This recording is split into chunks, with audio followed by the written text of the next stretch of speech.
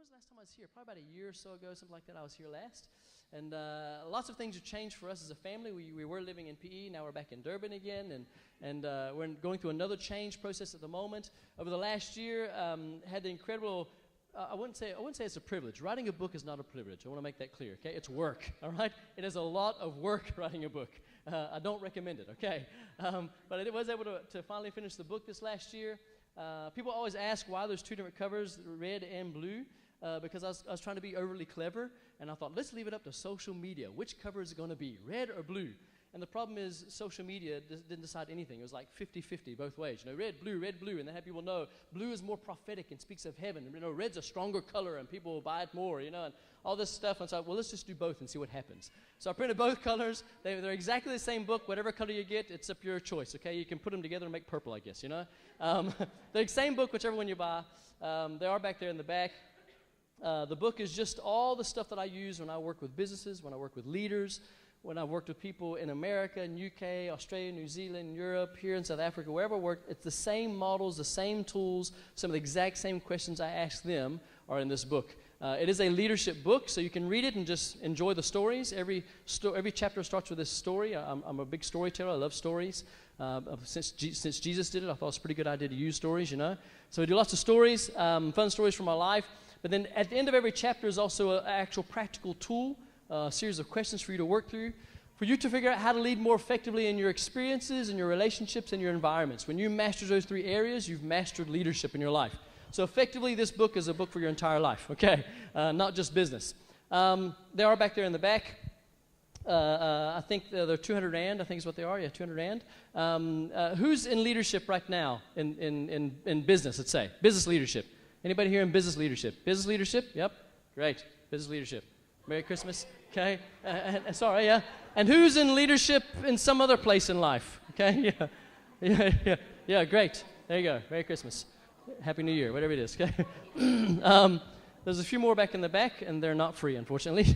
But I'm excited about being here tonight because what I'm going to share is actually something I just shared last week, actually, at another place. But I feel like it's important because it's where we are right now in our life. And I think for me, the best times I like to preach and share are things that I'm going through right now because I find it's a bit more real that way. It's not just some nice theory. It's not just some great biblical principle, which is all wonderful, don't get me wrong. But I enjoy sharing when I'm in this space, you know, when I'm wrestling some things through because I feel it's a bit more real, a bit more authentic in that context. Over the last year, as I said, we've moved back to Durban. We're re-engaging the business again. I had partnered with some private equity guys. Currently, they're the largest private equity firm in South Africa. In the next year or so, they'll be the largest one on the continent. And I've had an avenue there. I've been coaching a few of the guys there. They asked would I come and partner with them. So when they invested into a company, they bring me and my team in the back of that investment and help grow and develop the leadership context from a kingdom perspective because we're all kingdom-minded men and women. I thought, great idea, let's go do it. And in typical entrepreneur-type fashion, you know, or super excitable type guy I am, I was like, yeah, great, it's going to turn around, and 3 months later, it's going to be going amazing. And a year later, we're still grinding it out, you know. It's still taking a long time to get where we need to be. So what had happened was I hadn't actually went and sourced a lot of the clients for my business because I figured we would be quite busy this year facilitating all the various companies these guys are investing into. And a year later now, we still haven't started the first business these guys invested into. We're only starting the first business next month after a year. So with me not sourcing a lot of clients and not getting the income we need for the business, our finances got smaller and smaller and smaller throughout this last year into the beginning of this year. So by January, the beginning of this year, just a few months ago, it was tight, so tight that we were only invoicing out about 30% of what we needed to live, okay, and survive in terms of us as a family and the business. And why that was a problem is because the entire last year, 2018, and trying to hang on to get the business where it needed to be, we had tapped all the various other resources that we had, the various debt avenues that we had to fund the business, right? For cash flow purposes. Those were tapped out now. So we were tapped out. We have no more access to any credit in our life. No more, not that we have that much anyway, but we have no more access to any cash whatsoever, and we only have 30% income that we need every month to live.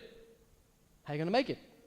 I've got 5 boys in my house, and my dog's a boy. Pray for my wife, okay? I've got 5 boys in my house. They eat a lot of food, okay? They eat all the time. Keenan, my 13-year-old, he comes in, eats dinner, an hour later. Dad, we're going to eat snacks? Well, you just ate a whole meal. Why do you need more snacks? You know, it's food, constant food. No matter how much you feed them, they want more. And I'm going, I've only got 30 Rand for every 100 that I need, you know? This is not going to work. And it got tighter and tighter and tighter until this last month. All right, now we're letting car payments bounce. We're letting bills bounce. We're letting things bounce. Boom, my bank account's like just rubber. It's bouncing, you know? Here I am supposed to look successful. Because if you follow all the social media stuff, right? Here's Adam Bright. He's traveling in America speaking at Disney World. Here's Adam Bright. He's speaking at a conference here. Here's Adam Bright. He's at Bethel with Danny Silk and Chris Valentin speaking at a conference here. Here's Adam Bright over here. Here's Adam Bright. Here's Adam Bright. He's got a new book out. Everyone's going, man, your life is amazing. You're traveling and you're speaking and your book's out and you're selling your books wherever you go. Whoa, man, life must be incredible for you. And life's amazing. I wish my life was like yours. And behind the scene, I'm going, my life sucks.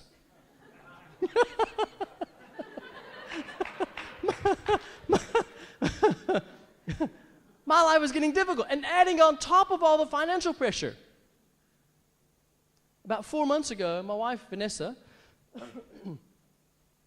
who is eating healthy, who's taking care of herself. I mean, she's the wife, she's the mother to 4 of the 5 boys that live in our home.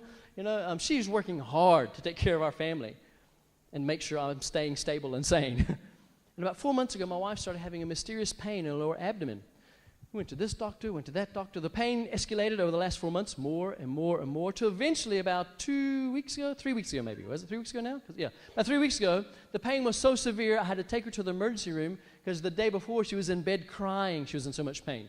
The pain meds that we had weren't sorting the problem out. Nothing we could do was taking the pain away. So we took her to an emergency room on a Saturday, brought her into the emergency room. They ran various tests. They did blood work. Your blood work's fine. The tests come back clean. Nothing's showing, everything's showing fine inside the body. We can check you out because pain is relative. Let's send you home and come back on Monday to go to the doctor. My wife's writhing in pain on the bed. I'm going, I'm not leaving this hospital, okay? So what do? Being the big, brave man I am, the superhero guy I am who's going to fight for his wife in the hospital, I call my mother-in-law. Hey, Mom. Mom, you can come help me out down here at the hospital? Because she is like a dragon lady in the hospital. She used to work at that hospital. She knows everybody there, and she comes into that hospital room. She says, my daughter's not going anywhere. I know her, and she's not faking. This pain is real. You're going to sort it out. Yeah, what she said. Sort it out. I'm brave now with my mama here. They eventually check her in. They do CAT scans. They do other tests. They stick tubes where tubes aren't supposed to go. They do all these tests. My wife spends a week in the hospital. Eventually, on a Thursday, they come to her, still pain every day. The only way the pain is not there is if she's on a drip feeding medication into her to keep the pain away, strong medication. They know something's wrong. The doctors have no clue now. The doctors are baffled. What's going on with this pain? I'm single parenting it at home. Not a good idea. Okay. For all you single parents out there, you are my official heroes forever and ever. If you're a single parent, well done. Okay. So there's my wife in the hospital. Our finances are terrible. Every time I go to the hospital, they want more money for something. You know, okay? My wife's in pain. We can't figure out what the problem is, and she's writhing in pain. Our finances are going through the bottom. Bills are bouncing everywhere. I got medical bills piling up like this. The doctor says, the only thing I know to do is let's go in and do some exploratory surgery. Let's see if we can see anything with a physical look inside. And while we're there, let's take the appendix out. Well, why do you want to take the appendix out? Well, it might be the problem. Well, it might be. Is that he said, look, we admitted her in under a possible appendicitis. So he said, if we take the appendix out, the medical aid pays for it. $150K appendix. Yeah, take the appendix. It's fine. Take the appendix. Okay? Take it right out. You need a liver while you're there? We'll sell a liver while you're there. You need a kidney? What do you need? We'll bargain here, you know? So they go in, explore. They don't see anything. They take the appendix out. Maybe that's causing some inflammation somewhere or something. They take the appendix out. She goes through a few days of recovery after that, about a week or so of recovery till all the surgery pain is gone. And guess what? The pain is still there. Now she's crying because of the pain and because we don't know what's going on. I've seen my wife standing in her house crying because the pain, I don't know what to do. Our finances are terrible. We are done. And a week ago, literally a week ago, that's exactly where we are. A week ago Sunday, the doctors were baffled. The doctor saying, I don't know what to do. We're going to try send you to a neurosurgeon. Maybe it's something nerves or something. We don't know. We'll explore some more. We'll keep exploring. I go, God, what are we going to do about our finances? I'm absolutely at a loss at what to do about our finances. I mean, this view of looking so successful, in one sense, there's some great opportunities, but the cash is not there yet, you know? Yes, it will be in time. Yes, in a month or two, the business will be churning because the contracts are starting to move now with the private equity guys, and other things are starting happening opportunity-wise. In a while, it'll be fine, but right now, it's not really fine. And then this beautiful passage of Scripture in Matthew chapter 16 says this, Then Jesus told his disciples, If anyone who would come after me, let him deny himself, take up his cross, and follow me. If anyone wants to come after me, let him deny himself, take up his cross, and follow me. Now, all of us here I would assume most of us here at least, has said we're here because we want to follow Jesus, right? We want more of Jesus' resurrection power in our life. We want to see more miracles. We want to see physical healing miracles. We want to see salvation miracles. We want to see financial miracles. We want to see social media miracles. Wake up one day and I got 1,000 new followers, right? Yoo-hoo! Yeah. We want to see God's favor in our life. We want to see these incredible supernatural things happen. We want to see God's resurrection power. There's only one problem with the resurrection power. In order to be resurrected, you have to die. And Jesus said, if you want to follow me, deny yourself, take up your cross, and it will die, and then follow me. You see, there's a process or journey in resurrection power. When our churches, we want to see more of God's presence. The whole theme I think you guys are going through right now is going deeper, right? This whole thing of going deeper. We want more of the Father active in our life, which means we have to die some more. And it's not fun dying. You see, you got this old way of thinking. We call it the old life. The problem is I don't like referring to it as the old life all the time because it seems like it's always there. You know? There's something else needs dying in us. Some new thought, some belief, some other part of me, some other prideful piece of me needs dying. Last Sunday morning, I had a gentleman come to me in the church. We're part of a Harvest Church there with George and Leanne Goulet and Mshlonga. And he comes to me, this guy, and we're acquaintances. I'd say we're new friends.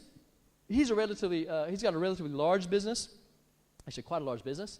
It's done very well for a number of years. And he comes to me every other Sunday or so, and he knows the situation we're in. He says, hey, Adam, how's things going with the business? I'm like, not so good. And that's been an ongoing thing for a few months. And this Sunday he says, hey, how's it going with the business? I'm like, actually, it ain't good at all. It's not, nothing's changed. It'll start changing next month, but right now it's absolutely terrible. It's just really bad. And Ben's in hospital and pain, and we don't know what's going on. It's just tough right now. And he says, well, if you need some help, just ask me. Like, okay, sure. Left it, you know. He said, no, I'm serious. If you need help, just ask me. He said, I'm talking about financial help. If you need financial help, just ask me. I'm thinking to myself, well, what does that mean? Like, what do you mean? Like, how much are we talking about? 50 rand or 50,000 rand? Which is it, you know? How much you want to give me, you know? And, of course, my pride steps in. Excuse me. My pride steps in because all of me hasn't died just yet, right? So the one that wants to look successful, the guy who wants to appear to have a successful business, because you and I both know that if your business is failing, you don't want to tell anybody. If your life is failing, you don't want to tell anybody. Because somehow when those things are failing is when people want to run away from you. You know, like if you're a real estate agent, no offense to real estate agents, okay? But if I'm trying to sell my house and you drive up to my house and you got a 20-year-old Golf and it's rusted all over the place, you're probably not the agent we're going to use, right? Okay? Why? Because there's not an appearance of success. We want to work with people who are successful.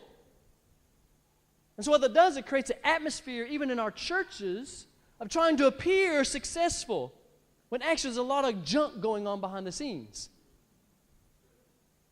And so I'm doing the same thing. I'm trying to appear successful. I can coach you in your business, and I really would love a contract with you. That's what you could do to help me, you know? You got a big business, I could help you make your business even more successful, even though I'm failing right now. I promise I could. I know I can. He said, if you need help, just ask me. And he said this 3 times. He said, don't let your pride stand in the way, Adam. No, it's fine. No, I'll let you know something. I'll let you know. Now, I'm serious now. Here, take my number, change numbers. Okay, now, just shoot me a text what the amount is you need, okay? But don't let pride stand in the way. Just shoot me a text this week. Yeah, I'll shoot you a text. Yeah, no worries. Okay, yeah, no worries. I'm serious. And he's walking away. He says, hey, don't let pride stand in the way. No pride. No, we're good. all afternoon. I know we need. And I know the amounts we need. And now I got to ask you, why can't you just help me? Don't ask me anything. Just help. Just give me the money. Come on. Old way of thinking. Death is happening. And if I want to see more of the resurrection power of Jesus in my life, I have to go through the cross process. I have to go through this process. Remember that scripture we just looked at where it says that if you want to come after me, in other words, the word there means to literally stand behind Jesus and focus on Jesus.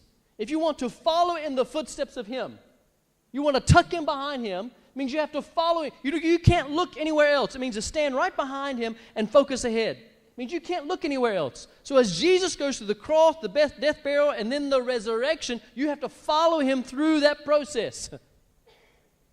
Experience the death process with Him. But then it goes on. It says, those who want to come after me, deny the cross, take up the cross. And then it says, follow me. That word follow is different than the word come after. The word follow there literally means two different particles coming together as one. So in that verse we see, you want to come after me, then tuck in behind me nice and tight and focus only on me. We're going to go through the cross together and come out the other side as one. Now most of us have a couple different identities in life. We have an identity here, the old person, the old way of thinking. It's that old man coming out again. I can't help it. It's the way I used to be, right? We identify as the old way of thinking, the old person. Then some of us get stuck in this process. We get stuck here in the death side. We get stuck right here in death, and then the whole world's terrible. Because when we play the victim, I'm dying! Help me, I'm dying! Why are you dying? Because you hurt me, and you hurt me, and you hurt me, and my mama hurt me, and my daddy beat me, and my pastor doesn't love me, and Jesus, I don't know what He is. I'm dying! Help me! The whole world is about me. It's all about me, me, me. We get stuck. That's when you're stuck in the death process. It doesn't feel nice. But in order to work through your junk to die properly, what do? You blame everybody else. It's somebody else's problem that I feel this way. It's somebody else's problem that my life sucks right now. It's somebody else's problem that I'm in pain. It's somebody else because I don't want to die. We get afraid of going through this process. Because what will happen here with all my Instagram followers if they see that? So what we do is we play games then. We play games, especially in the Christian world. I know, shh, don't tell anybody, I told you, okay? But it's a big game we play. We play this game called fake resurrection, okay? We want to look like we got a resurrected life. We want to look like everything's great. And we have these wonderful tools called social media. Now listen, I'm not against social media. I use the heck out of it, okay? I love it. But what I'm saying is we use social media to pretend we have a resurrection life, because really we're dying inside and we don't want anybody to know it. So we go out with our friends. Ha-ha, woo-hoo, ha-ha, okay. You laugh. I was in this week, I promise I'm not lying. This week I was in the elevator, going to my office. We're on the 7th floor in Umslunga Ridge, my office there. Very nice offices, posh offices, lots of posh people work in the office. Not me, okay, just like this, right? Tennis shoes, T-shirt every day. And in the elevator, there's a mirror when you walk in. I'm never really sure why the mirror's there, because you always look at the door, you know? Elevator etiquette 101. You look at the door and don't talk. Everybody, all the time says there, don't say a word. No matter what happens, nobody says a word. Everybody smells it, but nobody says a word. Right? You know what I'm talking about. Everybody stand straight ahead. Hold your breath. 2 more floors. Hold your breath. Hold your breath. Elevator etiquette 101. Don't talk to anybody. We're in this elevator, and usually that's what people do. They ignore the mirror and don't talk to anybody. They stand facing the door. Myself and this other young lady get in the thing. She pushes number 9, top floor. I push number 7, where my office is. I assume the position of elevator etiquette, but because she's a lady, I don't want to be too close toward the back, I don't want to make her feel threatened or anything like that. So she's over in the corner there, and I stand on the side over here like this, looking towards the door, because you don't supposed to look at people, right? You look at the door. But then I notice out of the corner of my eye, she's not following the proper etiquette. She's breaking the rules. She is with me in the elevator, in the mirror, fixing it all up, getting her phone out, taking a little selfie, and then she turns like this, taking pictures. I'm like, do you not see I'm in the elevator with you? Can you not tell this is not a moment I want to experience with you? But why do we do that? Because we're in the elevator. We're trying to pretend we got this amazing life, and really we're dying. And we won't admit it to anybody. Got to keep it a secret. I was traveling to the UK. I was traveling to the US. It was just a few weeks ago. Hey, we were on the way to the US. My wife and I are in the UK airport in London there, traveling our way through, had a layover. And in there, I was a bit bored. My wife read books all the time, and she was reading and not talking to me, being very rude in the airports. And, and she's sitting there, and I'm sitting there twiddling my thumbs, and I'm watching all the people pass by, and I thought, let's play a game. So I'll throw out on my social media, hey, why don't you guys describe somebody prophetically, somebody I should give a book to? Who do you think the Father's saying I should give a book to? Describe the person. I'll find the person in the airport and go give the book to him. Why not? Let's have some fun. So I started getting these different descriptions, and one theme kept coming through. A young lady with very dark hair and bright red a bright red jacket on, very beautiful and vivacious looking. Okay, so I'm looking around, dark hair, bright red jacket, beautiful, vivacious. I'm looking around. I see this lady walk by. I'm going, that's her. Now guess what? Now I'm dying inside. I can't do this. Can't do this. I'm a stranger in UK airport. Hey, here's my book. Man, how coony is that? Really? Come on. So that's like a stranger stalker. You want to take my book? Look, I'm the author. I mean, really, it's a bit strange. But I put it out there. Now I'm wrestling inside going, all right, I got to die. Just die. Let the pride die, Adam Bright. Let the pride die. You told people you're going to do this. You got to follow through. So she walks on by. I don't do anything. Not do anything. We wait. Eventually it's time for us to go to the gate. We walk toward the gate, and as we get to our gate, there's our gate, and guess who's standing over there all by herself doing nothing behind the counter? That lady. So I tell Vanessa, I say, babe, I got to do this. That's the lady. I got to do it. She's like, okay, go do it. I'm like, well, fine for you to say. It's mine. I got to do it. Then I go give her the book. I go, hey, look, this is going to sound really strange and weird. I promise I'm not like a stalker or anything, but here's what I did. I got this new book, and I put out on Instagram, like if people just like randomly wanted me to give the book, somebody describe the person they wanted to give the book to, and I'll go give them the book. We believe that's who God wanted the person to have the book. And she's like, that's amazing. Nothing like this ever happens to me. Great. So I give her the book. She's like, oh, this is incredible. This is amazing. Wow. Later on, I find out her Instagram, and when I go check her Instagram out, I'm like, oh my gosh. I shouldn't go look at her Instagram, okay? All right. But now she's obviously not a believer now. I can see that later on. So she gets the book, and I say, hey, do you mind if I just take a picture with you so people can see the person I've given the book to? Yeah, that's great. So she stands behind me with the book. I got the book. We take the picture, and she's smiling and big and bright and vivacious smile. Beautiful young lady. Take the picture. Great. That's great. Can we change the picture? What do you mean, can we change the picture? No, I don't want people to see that picture. But I'm like, you smile. It's great. No. Okay, we'll take another picture. We take another picture. That's the picture I want. So you got this big smile, and this is the picture you want. Yeah, that's the picture. Okay, I'll put it out there. That's the picture. Why? Because somebody told us that's the look you're supposed to have in this fake resurrection life. We're letting everybody else determine what I'm supposed to look like, how I'm supposed to behave, what I'm supposed to be like in this fake resurrection life. Now, I can't blame her because she was not a believer. That's not who she is. So I can't blame her. That's what everybody's playing this game. But as believers, we've got to stop playing the game. We've got to get on with the fact of dying well so we can resurrect well. Now, I'm not saying don't take pictures with your mates and friends. Okay? I'm also not saying like you got to put the worst times of your life out there either. Right? Life sucks today, okay? If that was the case, I'd show you my home life when my little guy Landon, who's 18 months, is throwing a temper tantrum.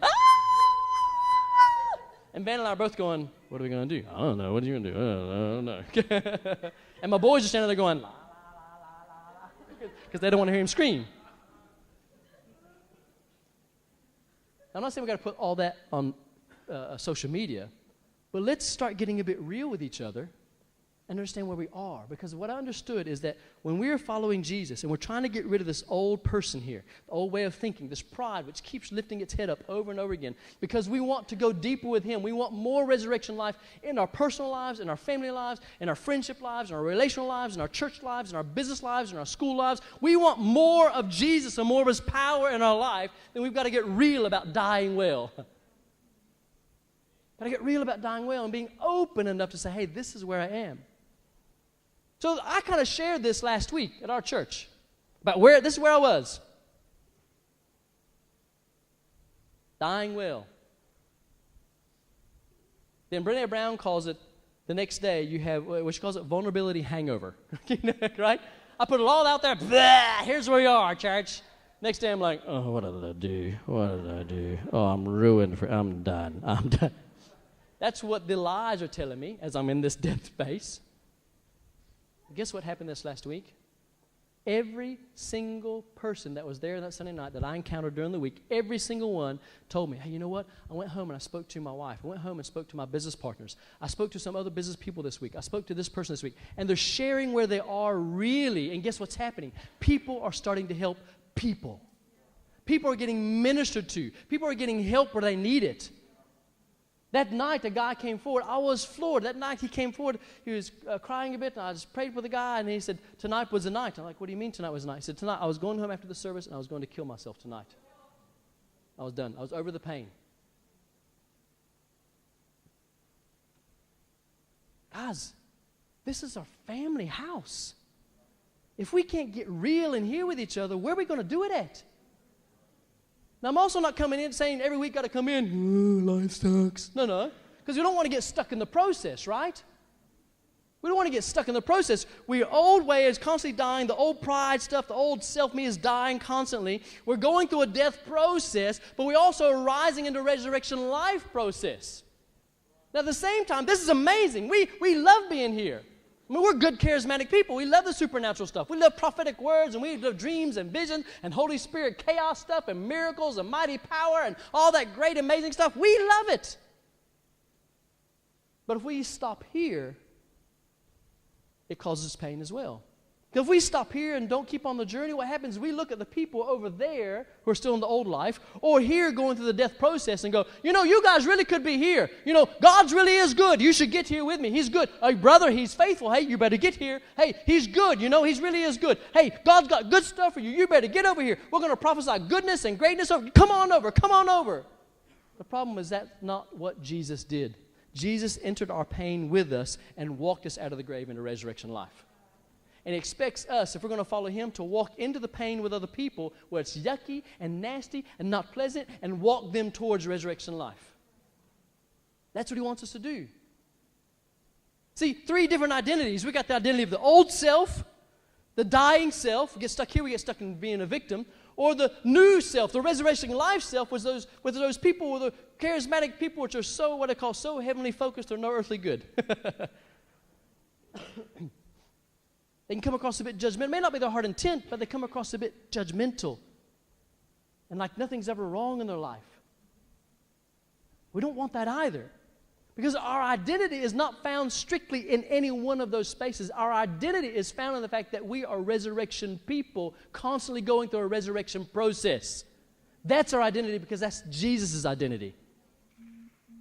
We are found as resurrection people, old, dying, new. Old, dying, new, continuously going through the process. Because once you go through it one time, it doesn't stop. That pride lifts its head again, and guess what? You go through the process again. It lifts its head again, and you go through the process again. You lift it again, and it goes through the process again. One of the problems is most of us have this idea of death that is a bad thing. Hey, we're dying. Woohoo! Let's throw a celebration party. Right? We don't do that, do we? Because our physical understanding of death is bad. I've lost my mom. She died in my arms. I've lost my father. My wife's lost her baby brother to leukemia. We know the pain of dying, and it is not pleasant. But we have to begin wrapping our heads around this understanding that death is not an ending. Death is a transition into new life. Death is now a gateway for us. It's not a stopping point for us. We no longer have to be afraid of physically dying, nor emotionally or spiritually dying, because it is just a transition point into a new life. And when you understand that, then we can get in this space of death and truly celebrate death. We get to celebrate it now. It's one of the big things that we've learned in our home going over the last few months of this process yet again. As we go through this process, we've learned to celebrate. And the ones that have reminded us to celebrate is not the spiritual teachers in the home, myself and Vanessa, the spiritual leaders. No.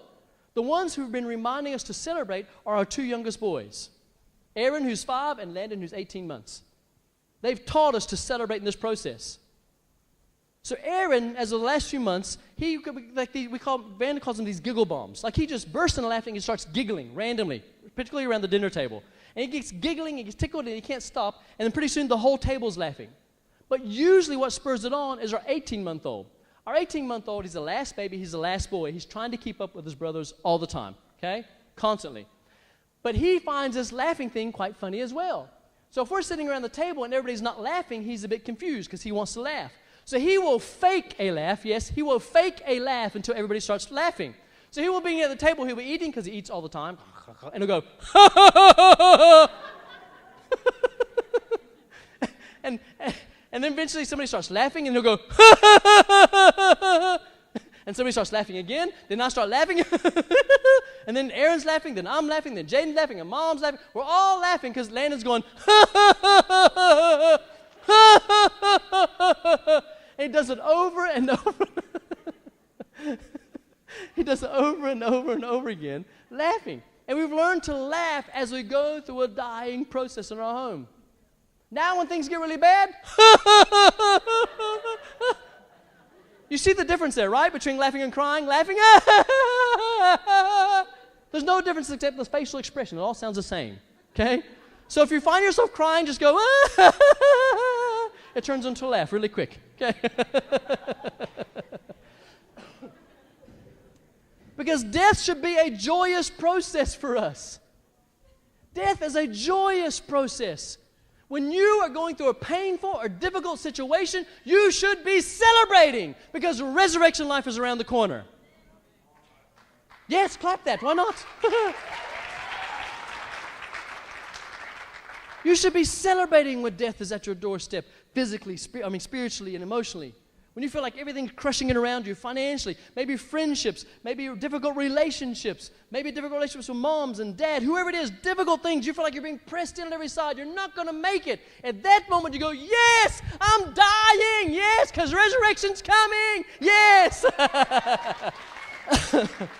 And the way you do that is put on a fake laugh.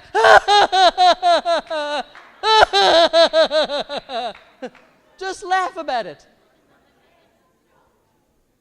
So from now on, if you happen to follow me on Facebook or Instagram, anywhere else like that, and you see me get on there and go, you know what's going on in my life, okay?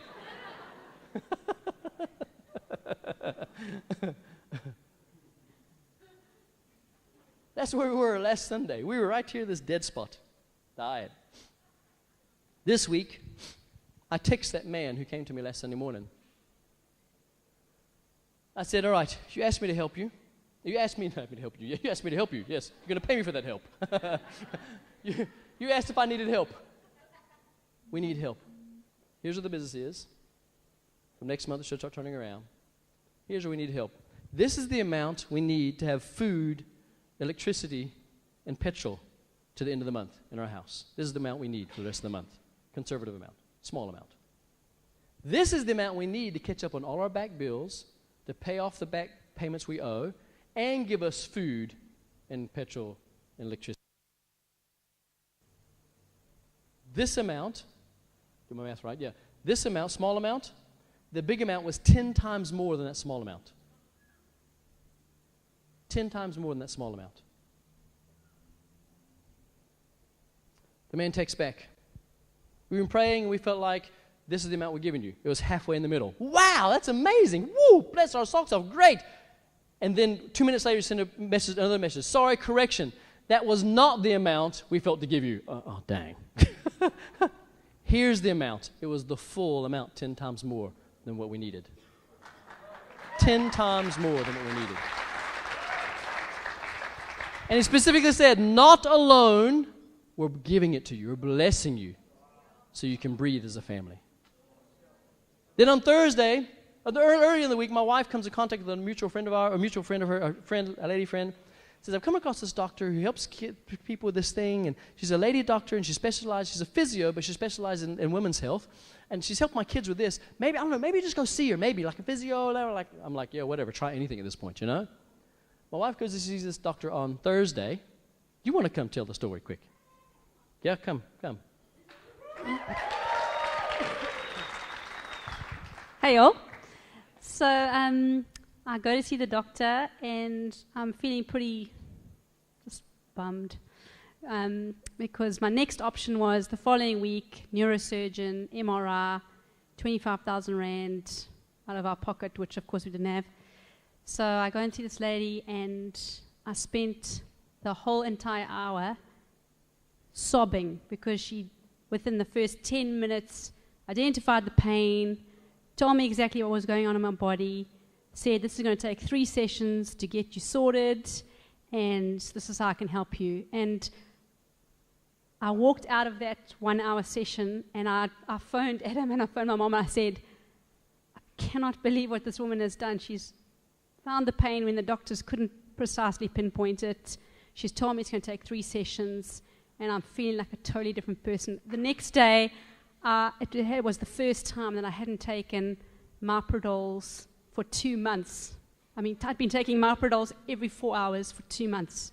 And the next day, I was like, I don't need any medication. So I was next level for me.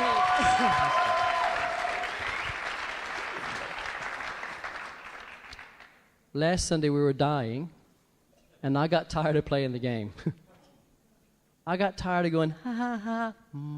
I got tired of it. You know what? You think what you think of me. Here's where I was a family. There it is. And I know Resurrection Life is around the corner. I don't know when, but it's coming. This week, 1 week later, our bills are caught up, everything's paid up, and my wife is almost completely pain-free. 1 week. Do you see what happens when you start dying? And you get real about it, stop trying to play the games, stop trying to be this fake resurrection power, and just live in resurrection power. Live in resurrection power means dying well and rising. Dying well and rising. And taking on the identity, that your identity is not in the old person, not in the dying person, not even the resurrection power person. Your identity is in the process of resurrection. That is your identity. The process of resurrection. When you understand that, it makes it easier for you to go through that process, and it makes it easier for you to connect with other people when they are going through that process. We want to go deeper with the Father. It means we've got to learn to die well and learn to celebrate as a gateway to life. It's just a gateway to life. One last story. About 6 months ago in October, I had a chance to be in the U.S., speaking at a conference there, and the conference just happened to be across the road from Disney World. Okay, so of course my 2 oldest boys found out about this, and every year when I travel, if I happen to be traveling internationally, I tell the boys if they're 9 years old, then they can travel with me that year. The one boy goes with on an international trip. So a few years ago, when Keenan was 9, he got to go travel with me. Last year was Jaden's turn. He turned 9 last year. He heard I was going to the U.S., and then he heard it was Disney. We're like, I'm there, Dad. I'm with you. I'm going, Dad. I'm going to that conference. I'll sit in that conference for 3 days and do nothing and be bored, and then we're going to Disney World. Okay, you know? I'm like, okay, great. We're going to plan this thing. We're going to do it. Of course, Keenan, my oldest, he's like, hey, Dad, do you think maybe I can, I'll just follow you guys on the trip. I'll just come along, you know. It's Jay's trip. I understand that, but I'll help you guys at Disney World, you know. I'll just come along, you know. I'll come along. I just want to be hang with you guys, you know. So I talked to Jaden about it. Jaden's like, as long as he understands, it's my trip, and I get to choose what happens. No, it's your trip. You get to choose what happens. So both the boys come along with me. Well, in planning for the thing, we get closer and closer. And of course, as I said now, remember, finances weren't great last year because the business was taking long to get moving, only getting moving now, really, right? So finances were great. Now, I've made this promise to my sons going, how am I going to do this? How am I going to do this? I don't know what I'm going to do. How am I going to get there? How am I going to get there? And then I was adopted when I was a baby, actually, 3 days old. I was adopted. And I reconnected with my birth mom about 20-some years ago. It was difficult, didn't work out very well. And we kind of left it from that point. And then a few years ago, about 4 or 5 years ago, my half-sister contacted me on Facebook. We communicated back and forth, started building a bit of relationship. My birth mother contacted me through that relationship again. We reconnected a bit. Then she heard I was coming to the U.S. to this conference, and she's like, hey, do you mind if I come along on the trip? I'm like, number one, I don't really know you. Number two, this trip's for my boys to hang out. Number three, it's actually work for me 3 days in a conference. So as long as you understand, 3 days I'm working, I'm not around. The rest of the time is my boys hanging out. They are priority. You're welcome. No, I just want to come and hang out. Great, no worries, you come and hang out. So she's going to meet us there. We're trying to arrange the details of the trip. Now, she's saying, where are you going to stay? I'm saying, well, like I'm thinking in my head, prophetically, we are staying here. What tickets are you buying for Disney World? Well, prophetically, we're buying these tickets for Disney World because we have no money at this point. I'm thinking, Lord, how in the world are we going to pay for this? I promised the boys this trip. You know, I'm doing everything I can in the business. It's not happening. She comes back. She says, so you want to stay at this hotel? Yeah. I said, but look, we don't have the money yet to get the hotel, but that's where we're going to stay. And it kind of comes with a package with Disney, the whole thing, that kit and caboodle. She says, well, how about this? She goes, how about I come? I'll get the hotel. I'll sort the hotel out. And I'll go ahead and book it, and I'll pay for it. Don't worry about that. Great. Thanks so much. Really appreciate it. Didn't expect that. Really appreciate it. No worries. A couple days later, she says, no, what tickets were again? Well, it's kind of a package ticket with the hotel. So you get this ticket and this thing over here. It's a whole deal. So I'm still working that out, the details of it. 2 days later, she comes back. She goes, I don't want to offend you. She said, but is it okay if I pay for the whole trip for you and the boys, and you just get yourself there? I'll pay for everything. Well, let me think about that for a moment. Jesus says this is the right thing to do. No, celebrate life. Yes, it's okay for you to do. And we got to go on this trip, amazing trip with me and my 2 boys, which was paid for by someone else, to go to Disney World for a whole week. And it was a great experience, had lots of fun. But in that time, my 9-year-old, we were going on a certain roller coaster. He wanted to ride Mount Everest roller coaster, okay? And getting ready to ride Mount Everest roller coaster, he sees it at the beginning of the day. Dad, that's the one. You see the big peak with snow on top, fake snow on top, it's Disney. And we see that big peak, and he's like, Dad, I want to go on that one. I want to go on that one. And we get through the day, we get closer to the roller coaster, and as we get closer to the roller coaster throughout the day, he's getting more and more scared. Then we get right up to the roller coaster. Now you can hear it rumbling as it goes through, He's like, Dad, I don't know if I want to do this. I don't know if I do this. Now I'm watching my son. Here's Jaden I know coming into Disney that morning. I know who he is as a father. I know what he has inside of him. I live with him. I eat with him. This is my boy. I know this boy. I know what's inside of him as a father. Now he's here going, I'm scared. What's he scared of? What if I might die? Okay. Well, you can do this. I know, now I just know in my head, if I can get Jaden through this process over here to the other side of this process, he is going to absolutely love it. He's our exuberant kid. He's our extravagant one. He's the emotional one. He's the off-the-charts crazy one. He's going to love the roller coaster. But now he's next to it, and it's going, the mountain's big, and it's making this noise. When it goes by, it's too scary for me. I don't want to do this, Dad. I don't want to do this. Come, boy, you can do this. I know you can. Dad, your father wouldn't put you on anything that's dangerous for you, would he? Your father wouldn't ask anything of you that's going to kill you or hurt you permanently, would he? Your dad knows you. You got this, boy. You can do it. And I'll walk him through. We get in the line. Dad, I don't know, Dad. I don't know, Dad. Now we're at the gate where the gate holds and there is the roller coaster. Get ready to get on. Dad, I don't want to do that. Now all the people are looking at me. People all around. The world is looking at me. What a cruel father. Look at the pain your child is in. How can you be a good father? How can that be a good father? That's not a good father. I'm going, you don't know what I know about my boy. You don't know what I know about my child. Open the gate. You just wait and see. You wait and see what happens. And they open the gate and he's like, Dad, I don't know. But he keeps walking, doesn't he? He keeps moving. I don't know. Tears are running in his face. I'm feeling not like a great father now, Okay. We get in this car, we get in this roller coaster, and the executioner pushes the thing down, right? Dad, I'm stuck. No, boy, it's supposed to. It's what's going to keep you safe. It feels like you're stuck in this moment, but you are not stuck here, my boy. You're not stuck here, my child. I'm your father. I'm a good dad. I love you. I know what you can do. You're going to love it. Just wait. You're going to love it. We get on the roller coaster. We start going. We go around the first corner. No problem. It's kind of easy. See, it's easy. This is easy. No problem. It's all good. And then we get to the infamous hill. Chink, and death kicks in properly. Chink, chink, chink, chink. Chink. Let's make this as long and as excruciating as possible. Dad! I can't do it, Dad! I can't do it! You can do it, my boy. You got this, boy. You got this. Dad, son, I would not put you through anything that you can't handle. Dad's here. I'm here. You're not going to die. You're going to be okay. I'm here with you in this process. Chink, chink, chink, chink. Dad! We get to the top of the hill. Ah! Both of us. Ah! Then it feels like we're dying. The pressure's on.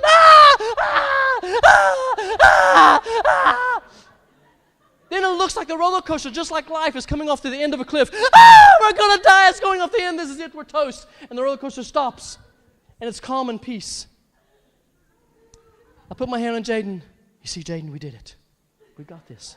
Told you, boy. Dad, is it over? I don't think so. Dad, I can't do it anymore. You got this, boy. You got this. And the roller coaster eases back into a dark cave. Dad, it's dark. It's dark, and I can't see anybody. It's fine. I'm right here with you in the darkness. I've got your hand. You're going to be okay. And then suddenly a light flashes on the roof, and this big monster, this big Wookiee animal thing hanging from the roof, supposed to be like the thing that lives in the Himalayas. What is it, Bigfoot or whatever, you know? Sasquatch. This thing comes out, and then the roller coaster starts to move forward, and you see the shadow, and you see this big hand start to sweep towards your head. But it's just a figment. It's not real. It's imaginary. It cannot touch you. It cannot hurt you. I'm his daddy, and I'm right beside him. We finish the rest of the roller coaster. We come cruising, and shing, finish. Tears wiping tears off his face. The bar lifts up. Silence. We get out. Walk over. I grab his hand. He's silent. Get outside. So, Jay, what'd you think? Let's do it again, Dad. Let's do it again. We went on 3 more times. And Tom's, okay, I'm done now. I'm going to puke if I do it again. I'm done. I can't do this anymore. But can you see your Heavenly Father? Can you see the wild adventure He wants to carry you on if you just go through the process? Go through the process and be real about it. Let it. Oh! How's life? Oh! What are you doing?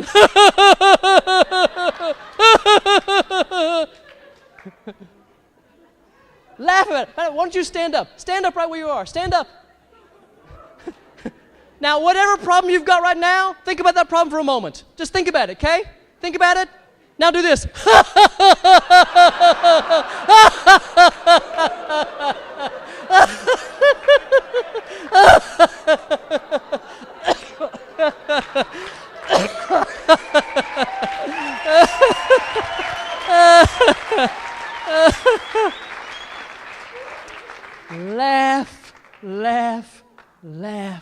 Laugh at it.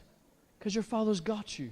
When you feel like you're stuck on that roller coaster and you're going to die, He's got you. He's not going to put you into something that's going to kill you. But He does want part of you to understand, to release the control, to release yourself to Him and trust Him in the process, because He knows what's inside of you. And He wants that resurrection power to come out. The same dunamis, the same power, explosive power that raised Jesus Christ from the grave is the same power that you and I have inside of us. If we just let ourselves go through the process and come on the other side, resurrection power is made known and real in you and I. And that's what the world needs. They don't need any more of this. They need some of this. What's that say? That says, I got this. Matter of fact, it's not me. My daddy's got it. It's okay.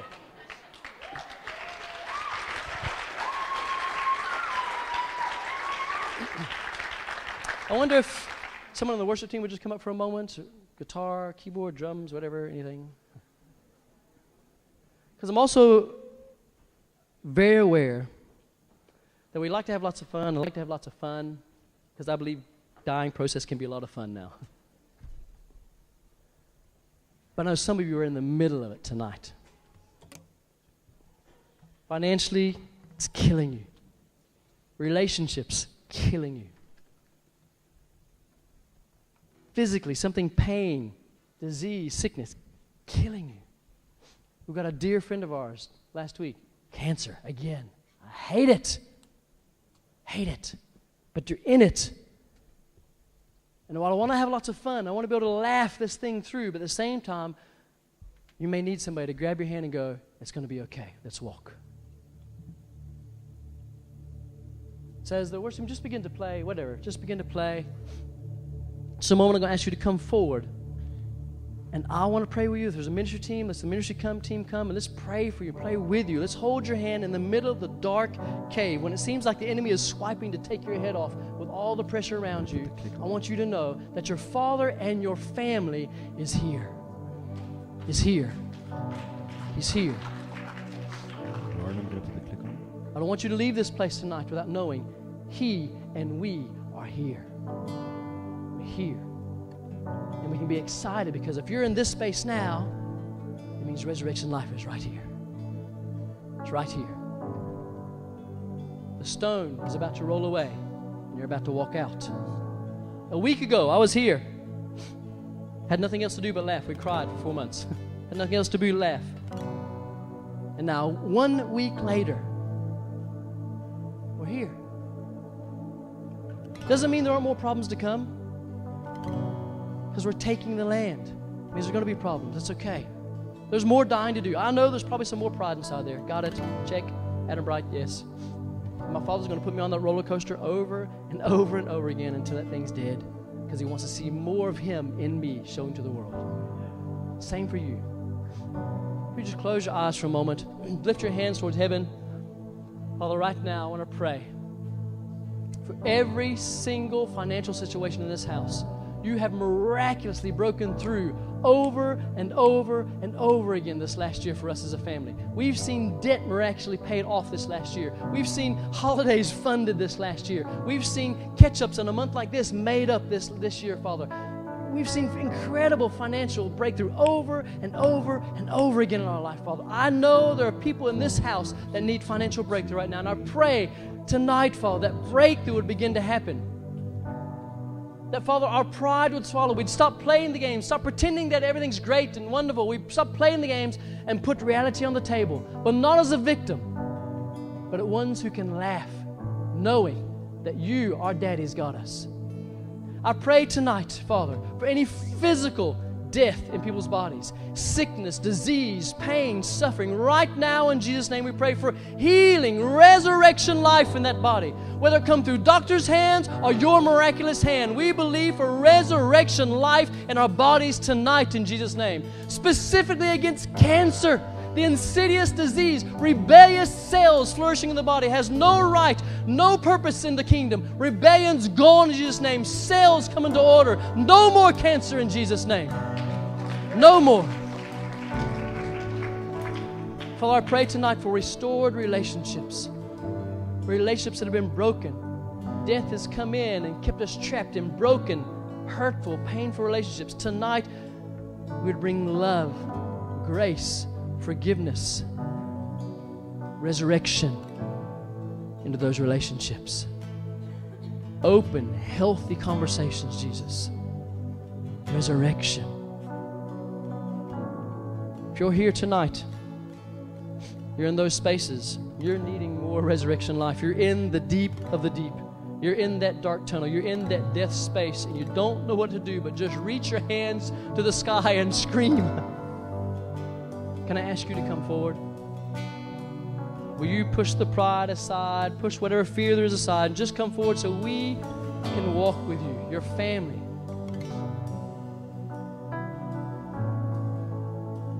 Thank you, thank you, thank you, thank you. Just come right up forward so we know. Thank you, thank you. That's right. That's right. We're all in those spaces at times in our life. Not a single person in this room hasn't been in a space or will be in a space like this. We'll all have been and will be there at some point. There's no shame. There's no guilt.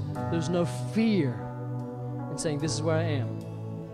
We don't want to be stuck here. We don't want to be victims of life. We're not victims of society. We're not victims of a government. We're not victims of people around us. We are empowered people through the power of Christ. The dunamis power of Christ lives inside of us. You are no longer a victim from this day. We speak life into these situations. If there's a ministry team, if the ministry team wants to come and just start praying with some of these people, church, I'm going to ask you, if you're not in that space right now, maybe you've gone through a process, you're in a victory space, or maybe you're kind of hanging off here for the next cycle to come through. But wherever you are, can I ask you just to worship over these people, celebrate over these people? Maybe you know some of them. Maybe you just want to come over and whisper in their ear and go, ha, ha, ha, ha, ha. Just laugh with them a bit, possibly. Walk with them. But let's do that now. Let's not leave them in their death space. I know it's getting late. Some of you want to go home. I get that. But let's not leave them in this space. Let's hold their hand and let them know we are here. We are holding them up through our prayers and through our worship tonight as we just sing a bit.